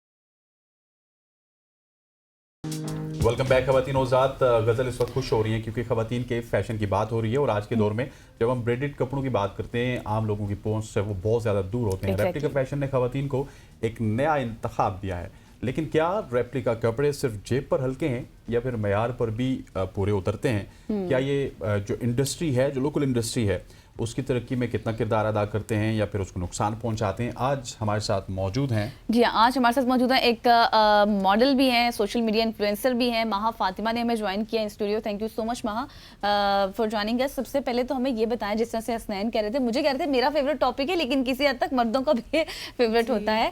तो सबसे पहले तो ये बताएं कि जो डिज़ाइनर्स होते हैं, उनकी जो ड्रेसेस होते हैं, किस तरह से वो खुद को अपनी वैल्यू को मेनटेन करते हैं, और साथ ही अगर मैं डिफरेंस की बात करूँ रेप्लिका की, तो why they are popular?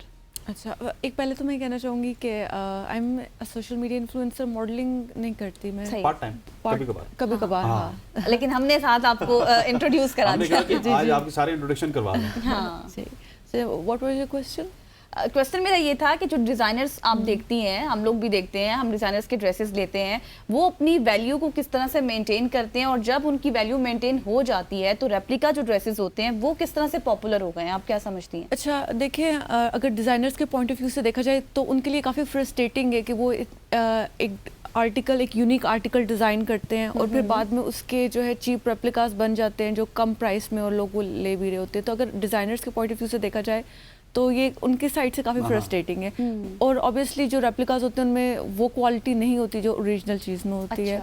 But at the same time अगर आप लोगों के पॉइंट ऑफ व्यू से देखें, जो लोग ओरिजिनल अफोर्ड कर सकते हैं they will never buy a replica, क्योंकि वो अफोर्ड कर सकते हैं, उनको ज़रूरत नहीं है। बट अगर वो लोग जो अफोर्ड नहीं कर सकते लेकिन उनका दिल करता है कि वो भी डिज़ाइनर आउटफिट पहने, तो इसमें कोई हर्ज नहीं है।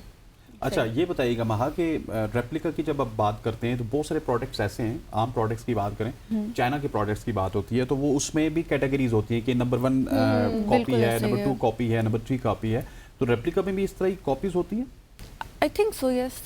अच्छा, सही हो गया। तो आप, अगर मैं पर्सनली आपकी बात करूं तो आप इन चीज़ को किस तरह से आप डिफरेंस करती हैं कि अगर आपने एक डिज़ाइनर का ड्रेस लिया है या फिर आपने नेक्स्ट टाइम रेप्लिका लिया है तो आपको क्या मेंटली थिंकिंग होती है कि मुझे रेप्लिका ठीक है या फिर मुझे डिज़ाइनर की तरफ ही जाना चाहिए? पर्सनली मैं तो रेप्लिकाज नहीं बाय करती। आई प्रेफर कि ओरिजिनल डिज़ाइनर ड्रेसेस ही लूँ। ठीक हो गया। और रेप्लिकास की तो चले बात होगी, अब थोड़ा सा फैशन की बात कर लेते हैं, थोड़ा सा गर्मियों के हवाले से। अब गर्मी आ रही है तो क्या प्रेफर करती हैं आप, या फिर क्या बताना चाहेंगी सबको कि किस तरह के आप आउटफिट्स पहन सकते हैं गर्मियों में? गर्मियों में तो मैं लॉन ही प्रेफर करती हूँ। आई थिंक आप भी मेरे साथ एग्री करेंगी, क्योंकि आई थिंक गर्मियों में आपको वही पहनना चाहिए जो आपके लिए कंफर्टेबल हो, और लॉन अच्छी भी लगती है, it looks modest, it looks decent और it's very comfortable to wear. सही हो गया। और ये जो हम देखते हैं कि लाइट और डार्क कलर्स का जो कॉम्बिनेशन होता है, गर्मियों में हमें किन कलर्स की तरफ जाना चाहिए? Definitely light colours. सही, डार्क कलर्स फॉल विंटर के लिए ज़्यादा सूटेबल होते हैं। गर्मियों में वाइट या पेस्टल कलर्स ज़्यादा अच्छे लगते हैं। हाँ, क्योंकि डार्क में जो है आपको, लेकिन कुछ लोगों की पसंद भी होती है ना डार्क कलर्स की। हाँ वैसे ये भी है, बाज़ लोग पसंद करते हैं। इवनिंग मेरे जैसे बंदे को देखें तो मुझे ब्लैक पसंद है, सर्दियों में भी गर्मियों में भी। हाँ, अगर आप ब्लैक पसंद है, आप गर्मियों में इवनिंग में या इवनिंग का कोई इवेंट हो उस पर आप पहन सकते हैं। नाइट टाइम में कोई पाबंदी नहीं है, कोई हार्ड रूल नहीं है। लेकिन कोई इवेंट हो तो आप लाइट कलर्स की तरफ जाएं जो ट्रेंड है। जी बिल्कुल सही हो गया। और महा, मुझे ये भी बताएं साथ ही कि अगर आपकी पर्सनल स्टाइल के हवाले से मैं बात करूं तो जो इंडस्ट्री मतलब जिस तरह से ग्रो कर रही है या फिर जो डिज़ाइन आता है, आप पर्सनल तौर पर उस चीज़ को कैरी करने की तरफ जाती हैं या फिर आपको लगता है कि नहीं ये मेरा एक अपना स्टाइल है, मुझे इसी की तरफ रहना चाहिए? समटाइम्स करती भी हूँ, but at the same time मुझे जो खुद पे अच्छा लगता है, जो मैंने सोचा होता है, मैं वो ज़्यादा प्रेफर करती हूँ कैरी करना। सही हो गया। और एक्सेसरीज की अगर हम बात करें साथ, मतलब कुछ ड्रेसेस ऐसे होते हैं। गजल आज मुझे सवाल ही नहीं करने दे रही। सॉरी मैं नहीं करे अच्छा, मैं बस आपसे ये पूछना चाह रही थी कि मुझे ये बताएं, जैसे अभी आपने ग्रीन ड्रेस पहना हुआ है तो इसके साथ समटाइम्स होता है कि लोग पिंक जो है वो इयररिंग्स पहन लेंगे, पिंक रिंग ले लेंगे, तो मतलब कलर डिफरेंस किस तरह से आप मेंटेन करती हैं अपनी लाइफ में? देखिए, ये हर किसी के की एक अपनी अवेयरनेस होती है और होनी भी चाहिए। ये आप मतलब मैं कोई इसका हार्ड एंड फास्ट रूल नहीं है। आपको जो अच्छा लग रहा है, आपको जो ड्रेस के साथ जो एक्सेसरीज अच्छी लग रही है, ज्वेलरी अच्छी लग रही है, आप वो कैरी कर सकते हैं। और मेरे ख्याल में माँ इसमें कोई सेंस प्रिवेल करनी चाहिए बस आप में, फैशन में भी। हाँ, अगर आपकी सेंस अच्छी है तो आप हर चीज़ अच्छी कर सकते हैं। आप कॉन्फिडेंस के साथ करें और अपने बॉडी टाइप के हिसाब से, अपनी फिजिक के हिसाब से, कॉम्प्लेक्शन के हिसाब से कलर चूज़ करें। तो देखिए, ज़रूरी नहीं है जो फैशन में इन है वो हर किसी के ऊपर सूट करेगा, या जो एक बंदे के ऊपर सूट करे वो दूसरे बंदे के ऊपर भी सूट करेगा। तो एक सेल्फ अवेयरनेस होनी चाहिए when it comes to fashion. ये बड़ा एक इंटरेस्टिंग बोला है कि जो एक बंदे के ऊपर सूट करे वो दूसरे बंदे, लेट सपोज आपने एक आज सूट पहना हुआ है, आपके ऊपर बड़ा स्टनिंग लग रहा है, और उसमें एक खातून ये सोचे जी कि मैंने भी यही पहनना है, लेकिन उसके ऊपर वो अच्छा ना लगे, ये भी तो मैटर करता है। ऑफ कोर्स ये मैटर करता है। सही, बिल्कुल। इसलिए मैंने आपसे पूछा था ना कि इंसान के अपना पर्सनल स्टाइल क्या होता है, कि मतलब आप as a social media influencer इस चीज़ को रिकमेंड करती हैं लोगों को कि जो स्टाइल आ रहा है आप उसको वेयर करें, या फिर अपने स्टाइल तक रहें, किसी का मुंह लाल देकर अपने मुंह पर थप्पड़ तो नहीं मारना चाहिए? देखिए, अगर आपको दोनों चीज़ों को एनालाइज करना पड़ेगा कि जो आजकल फैशन में आ रहा है, अगर मैं भी इसको कॉपी करूंगी तो मेरे ऊपर सूट करेगा या नहीं करेगा। बिल्कुल बिल्कुल ऐसी है। और ये बताइएगा कि अगर अब आपसे कुछ सजेशन ली जाए गर्मियों के हवाले से, तो आप लोगों को क्या सजेस्ट करना चाहती है कि कौन से ड्रेसेस मतलब लॉन के अलावा कोई और है ऑप्शंस? आई थिंक फीमेल्स में तो लॉन ही ज़्यादा चलती है। और एक मैं चीज़ लाजमी सजेस्ट करूँगी, गर्मियाँ आ रही हैं, हर किसी को चाहिए कि डिओड्रेंट वेयर किया करें। अच्छा ठीक हो गया माँ, थैंक यू सो मच। वो जानेगा स्मा फातिमा हमारे साथ मौजूद थी, खवातीन औजार जो कि फैशन बात कर रही थी। यहाँ पे वक्त हो जाता है एक शॉर्ट सी कमर्शियल ब्रेक का। हमारे साथ रहिएगा, हम बहुत जल्द वापस लौट रहे हैं। स्टे विद अस।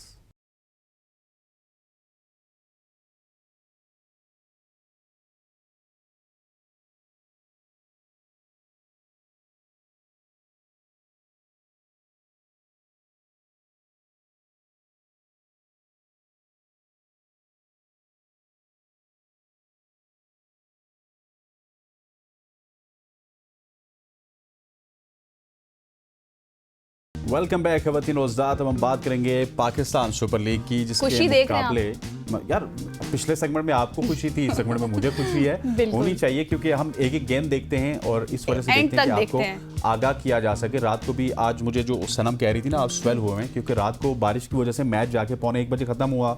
उसको खत्म करने के बाद हमें प्रेस कॉन्फ्रेंस भी सुननी पड़ती है, फिर खिलाड़ी की बातें भी सुननी पड़ती हैं, ताकि सुबह आप अगर कोई सवाल करेंगे तो उसका जवाब अच्छे से दिया जा सके। मैं आपसे सवाल करती हूँ कि रात को लाहौर के साथ क्या हुआ?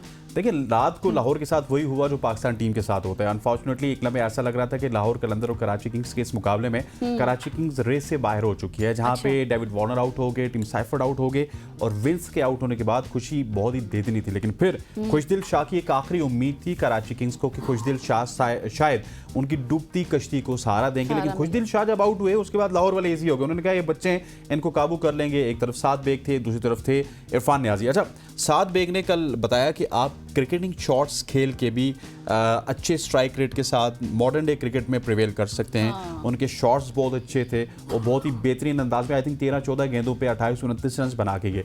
अब अगर बात कर ली जाए इरफान खान न्याजी की, तो उन्होंने बहुत स्पेशल इनिंग्स खेली है और कमाल किया। न्याजी के हवाले से मेरे ख्याल आगे जाके भी बात होगी। लेकिन लाहौर के साथ ये हुआ जो आपने सवाल किया कि लाहौर के साथ वही हुआ जो पाकिस्तान टीम के साथ होता है कि ख्वाब खरगोश में सो गए उनके कप्तान, ख्वाब खरगोश में सो गए उनके बॉलर्स, और उसके बाद कराची किंग्स ने कहा कि ये सोए हुए हैं तो हम सोए इनसे मैच भी हड़प कर लेते हैं। मुझे ये तो अब आपने बता दिया जो कुछ लाहौर के साथ, तो मुझे ये बताएं हारिस रऊफ और शाहीन अफरीदी क्यों ऐसा करते हैं, एंड में जाकर सिर्फ रन देते हैं, पहले कहाँ होते हैं वो? देखिए, ये आपका सवाल इस वजह से होगा कि मेरा ख्याल है कि अगर हम एक एक गेंद देखते हैं ना गजल, तो आप कहीं ना कहीं खबरों में पढ़ती हैं, सुनती हैं कि पाकिस्तान ने आज 18 गेंदों पे 48 रन दे दिए, पाकिस्तान ने आज 3 गेंद पे 12 रन दे दिए, पाकिस्तान ने आज 6 गेंदों पे 18 रन दे दिए। अनफॉर्चुनेटली मुझे ये कहना पड़ेगा कि शाहीन शाह अफरीदी और हारिस रऊफ ये पाकिस्तान के मेन बॉलर हैं। और इनको हम कहते हैं प्रीमियम एक्सप्रेस स्पेस बॉलर, और ये पाकिस्तान के भी मेन बॉलर हैं और लाहौर के भी मेन बॉलर हैं। पाकिस्तान में होता ये था कि जब 18 गेंदों पे 48 रन चाहिए थे, आपको याद होगा विराट कोहली ने हमें मारा था, उसके बाद हम श्रीलंका के खिलाफ हारे, फिर हम इंग्लैंड के खिलाफ हारे, फिर हम अमेरिका के खिलाफ हारे, फिर हम मतलब छोटी सी छोटी टीम के खिलाफ हारे, और तब हारे जब उस टीम को आपके खिलाफ 18, 19 या 20 रन एक ओवर में चाहिए। और आपके इतने बड़े बड़े बॉलर हैं, लेकिन इन्होंने वो वहां पे भी 18 बॉलों पे 48 रन दिए और यहाँ पे भी दिए। अब होता ये है कि देखें, जो मैं बात करता था अब वो सच्ची साबित होना स्टार्ट हो चुकी है कि Shaheen Shah Afridi is a bowler of 3 to 4 overs, जो कि पहले के ओवर होते हैं। अगर उनसे 4 ओवर्स आप पहले ही करवा लेना, पहले 2 ओवर वो ठीक कर देंगे, अगले 2 पे वो 20-25 खा लेंगे, लेकिन वो आपकी टीम के लिए सूदमंद होगा। अब यहाँ पे ना आप ज्यादा हारिस रऊफ को भी ब्लेम नहीं कर सकते। हारिस रऊफ ने जो 12वां ओवर करवाया, that was very special over, वो बहुत अच्छा करवाया। लेकिन उसके बाद शाहीन शाह अफरीदी आ गए, उन्होंने कहा मैं भी ओवर करवाता हूँ, कप्तान हूँ, मैंने जल्दी जल्दी ये तीसरा ओवर करवाना है, उसके बाद आखिरी 2 किसी और से करवाऊंगा। जीत गए तो जीत गए, हार गए तो मेरे खाते में तो आएगी नहीं। भागते भागते आए, पहली गेंद पे छक्का लग गया, फिर चौका लगा, हर कोई दूसरे पे डालने की सोच रहा होता है। पहले छक्का लगा, फिर चौका लगा, फिर करते करते शाहीन शाह अफरीदी ने दे दिए 21 रन। अब जब 21 रन दिए तो यहाँ पे मैं थोड़ा सा लिवरेज दूंगा हारिस रऊफ को। हारिस रऊफ ने वहां पे स्ट्रॉन्ग कमबैक करना था जहां पे वो आए थे कि अब 12 गेंदों पे 27 रन रह गए, 12 गेंदों पे 27 run is doable. Haris Rauf आए, हारिस रऊफ साहब ने अब 20 रन दे दिए, क्योंकि एक एंड से प्रेस देखें, आप जिस तरह बैटिंग की बात करते हैं ना गजल कि बैटिंग में बैट्समैन दो खेल रहे होते हैं, एक अगर अच्छा खेलता है तो दूसरे भी अच्छा खेलना स्टार्ट हो जाते हैं। इसी तरह से आपकी बॉलिंग की पार्टनरशिप भी होती है। अगर बॉलर एक एंड से अच्छा बॉलिंग करवाएगा तो दूसरा बॉलर दूसरे एंड से अच्छी बॉलिंग करवाएगा। So that is the point. अगर शाहीन शाह अफरीदी ने अच्छी बॉलिंग नहीं करवाई तो हारिस रऊफ उसको कमबैक कर सकते थे या बिगाड़ सकते थे। हुआ ये कि उन्होंने भी बिगाड़ दिया। So that is very unfortunate. अब हमारे बड़ों को भी सोचना होगा कि ये आपके बॉलर हैं, ये आपके प्रीमियम बॉलर हैं जो अब लीग क्रिकेट में भी 18 पे 48 दे रहे हैं, और वहां पे तो हम तमाशा देख रहे हैं 2022 से ऑनवर्ड 2025 या 26 आने लगे। पिछले 4 साल से ये तमाशा देख रहे हैं कि 12 पे 18 हो रहे हैं, 12 पे 48 हो रहे हैं, पता नहीं क्या क्या हो रहा है भाई पाकिस्तान टीम के साथ। बिल्कुल, आप ये बात तो बिल्कुल ठीक कह रहे हैं कि समझ नहीं आती कि क्या हो रहा है, इसलिए हाइप भी कम है, लोगों को भी समझ नहीं आ रही जिस तरह से मुझे समझ नहीं आती कि क्या कुछ हो रहा है। मुझे थोड़ा सा बताएं कि इरफान न्याजी को आप पहले भी डिस्कस कर रहे थे, उनको वैसे अप्रिशिएट करना चाहिए, उन्होंने अच्छा खेला है, और साथ मोहम्मद नईम का भी जिक्र कीजिएगा, उन्होंने भी 50 लगाई है कल। देखिए, पहले अगर आपका सवाल है मैं यहाँ पे लिख लेता हूँ, आपके सवालों के जवाब ना देना तो ख्वातीन और ज़ात ये बाद में पूछती हैं। इरफान न्याजी के हवाले से मैंने 2-3 हफ्ते पहले बात की थी कि अभी तक इनके बल्ले से कोई रन्स नहीं आए, और बहुत सारे सवालात भी खड़े हो रहे थे कि किसकी सिफारिश पे हैं ये कराची किंग्स में, या किसकी सिफारिश पे ये पाकिस्तान टीम में आए। लेकिन कल के मैच के बाद मैं ये कह सकता हूँ कि इरफान न्याजी ने कम से कम शाहीन शाह अफरीदी और हारिस रऊफ को मार के ये बता दिया कि इनको अगर दुनिया मार सकती है तो वो भी मार सकते हैं। और इरफान की इनिंग्स में मुझे एक स्पेशलिटी लगी है कि इरफान ने ग्राउंड के चारों तरफ खेला। एक उनका जो छक्का था पॉइंट और एक्स्ट्रा कवर के ऊपर से, वो बड़ा दीदनी था, शाहीन को मारा था या फिर वो हारिस रऊफ को मारा था। और उसके बाद आप देखिए कि शाहीन को किस तरह छक्के लगाए, फिर हारिस को किस तरह छक्के लगाए। ऑल दो बॉलिंग बहुत बुरी थी, उनको बिल्कुल लेंथ बॉलिंग मिल रही थी, और वहाँ पे या फिर शॉर्ट लेंथ पे वो बॉलिंग कर रहे थे, बिल्कुल बल्ले के ऊपर बॉल आ रहा था, और उनके पास अपने आर्म स्ट्रेच करने का काफी वक्त था, वो वहाँ पे खेल रहे थे। लेकिन आपने तो मैच याद किया हुआ है, मुझे ऐसे लग रहा है पूरा मैच आपने एक एक बॉल को याद किया हुआ है, कब क्या क्या क्या क्या हुआ था। मैच में देखती हूँ लेकिन बहुत कम, क्योंकि कभी कभार कोई काम कर लिया, क्या हो गया, रात को 2 बजे तक माशाल्लाह से जाग के। चलिए शुक्र है आज गजल से एप्रिसिएशन भी मिल गई। लेकिन इरफान न्याजी के हवाले से बात करके फिर आपके दूसरे सवाल पे भी आना है, क्योंकि मैंने ब्रेक के बाद बातें नहीं सुननी। तो इरफान न्याजी के हवाले से कि कल मुझे बड़े प्रॉमिसिंग लगे। अब उम्मीद है कि वो इसी नंबर पे आके अब दूसरे मैचेस में भी इसी तरह से परफॉर्म करेंगे। ये ना हो कि उन्होंने भी बेचारे शाहीन शाह अफरीदी को और हारिस रऊफ को ताड़ लिया हो कि आगे और इन्हीं को मैंने चढ़ाई करना है। और सेकेंडली जो आपने बात की है मोहम्मद नईम की, देखिए मोहम्मद नईम लाहौर कलंदर के साथ एसोसिएटेड थे 2017 से लेके 2000 आज 25 है, तकरीबन 8 साल हो चुके हैं। ठीक है, आप कुछ कहना चाह रही हैं? मैं ये कहना चाह रही हूँ कि हमें शायद अहमद नजीब सती साहब ने ज्वाइन कर लिया, उनकी तरफ जाते हैं, उनसे भी पूछ लेते हैं। Thank you so much. ज्यादा एक्सप्लेन कर गया? नहीं, आपने करना था, मैंने आपको ना अपने सबक याद किया हुआ, तो याद हो। अच्छा अहमद, बहुत शुक्रिया आपके लिए, चूंकि हमारे पास वक्त कम है तो हमें तो यही बताएं कि रात को क्या कुछ हुआ, और जिस तरह से हारिस रऊफ शाहीन शाह अफरीदी ने खेला, आखिर में रन दिए, पता नहीं क्यों देते हैं आखिर में। साथ ही ओवरऑल डिस्कशन जो है हमने की है, कर तो लिए, लेकिन आप क्या तबसरा करेंगे, बताइएगा। देखिए, एक तो सबसे अच्छी बात हारिस रऊफ और शाहीन अफरीदी की यह है कि ये हमेशा उम्मीद बनाकर मायूस करते हैं। ये एक सेट पैटर्न है। सेट पैटर्न ये अगर आप देखेंगे, ये सेम रिपीटेड परफॉर्मेंसेज हैं जो कि वो पाकिस्तानी टीम से देते रहे। ये मतलब आपको कितने मैचेस में हमने देखा है कि अगर शुरू में नए बॉल अच्छा कर रहे हैं या बीच में कहीं अच्छी बॉलिंग की है, आखिर में आके ये महंगे साबित हो जाते हैं। शाहीन अफरीदी को मैथ्यू वेड वाला मामला, हारिस रऊफ को विराट कोहली वाला मामला, और इस तरह के बहुत सारे मैचेस में कि मैचेस डेथ ओवर में आए हैं शाहीन और इवन हारिस भी, और शदीद महंगे रहे और अपनी टीमों को वो मैचेस हाथ से उनके निकल गए। सेम जो स्टोरी वो रिपीट हुई है। अब इसमें हमने सीखा ये है कि ये हमारे जो सीनियर बॉलर जो काफी साल हो गए टीम से खेल रहे हैं, they are not reliable bowler. आप इन पे इन्हिसार नहीं कर सकते हैं। और सिंपली इरफान खान न्याजी ने बताया है कि आपको बड़ा नाम नहीं, बड़ा काम करना आना चाहिए। वो उसने बड़ी अच्छी बैटिंग है। सबसे जो अच्छी बात है ना, हिटिंग हो जाती है, बहुत से प्लेयर छक्के मार के मैच जितवा देते हैं। जो सबसे काबिल गौर बात है कि उसने जिधर का बॉल उधर मारा है। ऑफ साइड का बॉल था तो उधर बड़ा हिट मारा है, लेग साइड का बॉल था तो इधर हिट मारा है। वरना नॉर्मली हमारे लड़के सिर्फ लेग साइड को देख रहे होते हैं, स्क्वायर लेग से लेकर मिड विकेट तक पहले से उनका माइंडसेट बना होता है, वहीं छक्के मार। तो उसने बड़ा प्रॉमिस दिखाया है, अच्छा मैच फिनिश की। सबसे अच्छी बात कि हमें एक पावर हिटर या एक प्रॉपर बैट्समैन जो हिटिंग कर सके, इस तरह का बैट्समैन हमें चाहिए। और इरफान न्याजी जो है वो दिन ब दिन अपनी गेम को निखार रहे हैं, बेहतर कर रहे हैं, और ये बहुत जबरदस्त इनिंग्स थे। अच्छा एमर, मुझे ये बताइएगा कि बाबर आजम और मोहम्मद रिजवान भी यहाँ पे परफॉर्म नहीं कर रहे। पहले इंटरनेशनल में परफॉर्म नहीं करते थे, पीएसएल में आगे परफॉर्म करते थे, फिर कहते थे हमने इंटरनेशनल में जाना है। और अब शाहीन शाह अफरीदी और हारिस का भी ये हो गया कि वहां पे भी 18 पे 48 देते हैं, यहाँ पे भी 18 पे 48 देते हैं। अपनी डेथ बॉलिंग को हम किस तरह से बेहतर कर सकते हैं? देखिए, सबसे पहले मैं हमेशा से कह रहा हूँ कि जितने आपके ये जो प्रोमिनेंट 5-6 नेम है ना, इनको आप जो करते हैं ना कि आप एक सीरीज में निकालेंगे, दूसरे में ले आएंगे, पता नहीं क्या हो गया जी, पता नहीं क्या हो गया जी, ये निकल गए तो क्या। मैं एक दो नाम नहीं, मैं पूरे 5-6 जो प्रोमिनेंट नेम इनके बात करूंगा कि एक तो ये निकाल दे कि यार किसी के भी इनमें से परफॉर्मेंस ऐसी नहीं है कि ये मस्ट सिलेक्शन नहीं है, ना स्क्वाड में ना 11 में। जरूरत है तो आप स्क्वाड और 11 पे जगह दें, जरूरत नहीं है तो आप इनको जगह ना दें, स्ट्रेटजी के हिसाब से देखें। तो आप 2 साल से ये तय ही नहीं कर पाए और इनकी परफॉर्मेंस हर गुजरते दिन के साथ कमजोर हो रही है। तो आप जब तक देखें ना, मैं आपको बताऊं स्नैची भी बात इन सब बातों की, इनके बन चुके हैं नाम, ये हो गए बड़े नाम, इनके अंदर वो अब तड़प ही नहीं है, वो कमी जी नहीं है मुल्क से खेलने की, वो जान ही नहीं मारते उस तरह से, इंप्रूव ही नहीं कर रहे हैं। जो कि एक नया बच्चा जो भी टीम में नहीं आया होता है, जो कि एफर्ट कर रहा होता है यार मैंने टीम में नाम बनाना है, जो वो करता है। सो इनकी हैबिट्स खराब हो चुकी है। मैं अगर स्ट्रेट फॉरवर्ड आपको बात करूं, और जब तक आप राइट तरीके से इनको नहीं बताएंगे, थोड़ा सा इनको सही थोड़ा ड्रॉप करें, उनको बताएंगे भाई इंप्रूव करोगे तो पाकिस्तान से खेलोगे। ये पाकिस्तान की जो शर्ट है मतलब आप तो ये कहने का लर्निंग प्रोसेस है अभी इनका, बिल्कुल है ऐसी ना? है। या तो विन और लर्न वाले भी साइड लाइन पे होंगे और इनको भी साइड लाइन करना होगा। एमर, हमने क्योंकि आपको बहुत शॉर्ट वक्त के लिए लिया, thank you so much for joining अस। यहाँ पे प्रोग्राम का वक्त खत्म हुआ। आतिफ सत्ती हमारे साथ मौजूद थे। खवातीन और हज़रात, आज की सुबह की सोच से इतना ही। मुझे, गजल को और हमारी पूरी प्रोडक्शन टीम को इजाजत दीजिए। अल्लाह हाफ़िज़। अल्लाह हाफ़िज़।